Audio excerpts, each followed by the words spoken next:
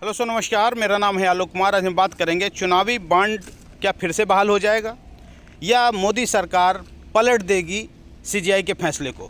कुर्सी बचाने का भी तो देखना है। अब कौन अपनी कुर्सी बचा पाएगा, सरकार या। आज बात इसी विषय पे करेंगे कि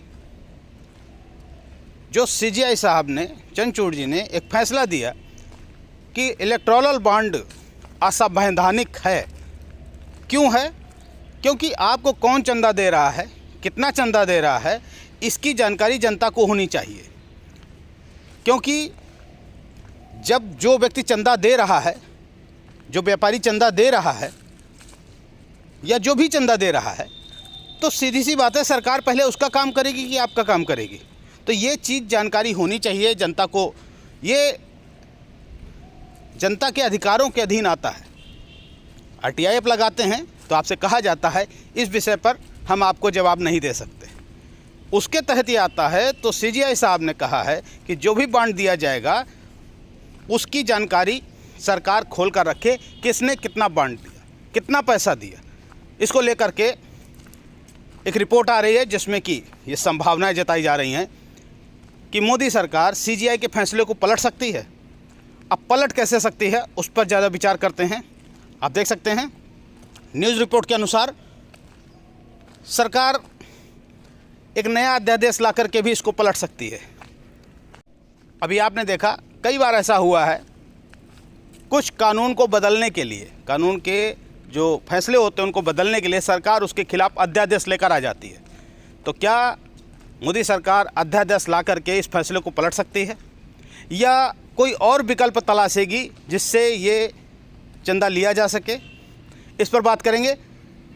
ये रिपोर्ट सामने आई है जिसमें कि कहा गया है कि 17वीं लोकसभा का 15वां सत्र समाप्त हो चुका है।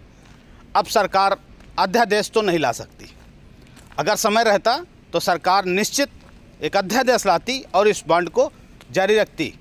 या और विकल्प तलाशे जा रहे हैं जहां पर सरकार की ओर से कहा गया है कि हम किसी भी व्यक्ति का डाटा सार्वजनिक नहीं कर सकते, क्योंकि अगर ऐसा होगा तो बैंकों के नियमों का पालन नहीं हो पाएगा। सरकार अपनी अपनी दलीलें दे रही है कि इसी तरीके से ये बॉन्ड चालू हो जाए, क्योंकि 2024 के चुनाव से एन पहले ये फैसला कहीं ना कहीं सरकार को और बल्कि सभी पार्टियों को दिक्कत तो करने वाला है। क्योंकि आखिरकार ये जो अभी बांटा जाएगा, दाल चावल चना जो भी है, फिड़ी की रेवड़ियाँ, ये आएगी कहाँ से? ये यही उद्योगपति हैं जो चंदा के रूप में देते हैं और आप तक पहुँचाया जाता है। उसके बाद सरकारी संस्थान इनके हैंडओवर कर दिए जाते हैं, क्योंकि इतना मोटा चंदा लिया जाता है, चुनावों में करोड़ों रुपए खर्च होता है, वो आएगा कहाँ से? तो सरकार इस पर विचार कर रही है, क्या कोई विकल्प लेकर आएगी या इसको पलटेगी। हालांकि अभी अध्यादेश लाने का तो कोई बात नहीं समझ में आ रही है, लेकिन आगे क्या होगा ये देखने वाली बात होगी। बने रहें हमारे साथ इस प्रकार की जानकारी पाने के लिए, क्योंकि देखिए ये भी जानना आपके लिए बहुत ज़रूरी है सरकार किस नीति से चलती है और सरकार बनाने वाले कौन हैं। हमें लगता है हम वोट देते हैं तो सरकार बन जाती है, ऐसा हो नहीं रहा है। इसी के खिलाफ, ईवीएम के खिलाफ आज दिल्ली में जो प्रदर्शन चल रहा है, क्योंकि सरकार वोट से बननी चाहिए, ना कि पूंजीपतियों से बननी चाहिए। विचार आपने हैं, आप अपने विचार रख सकते हैं कमेंट के माध्यम से, ताकि हमें भी जानकारी मिले कि आप क्या सोचते हैं। जय हिंद, जय भारत।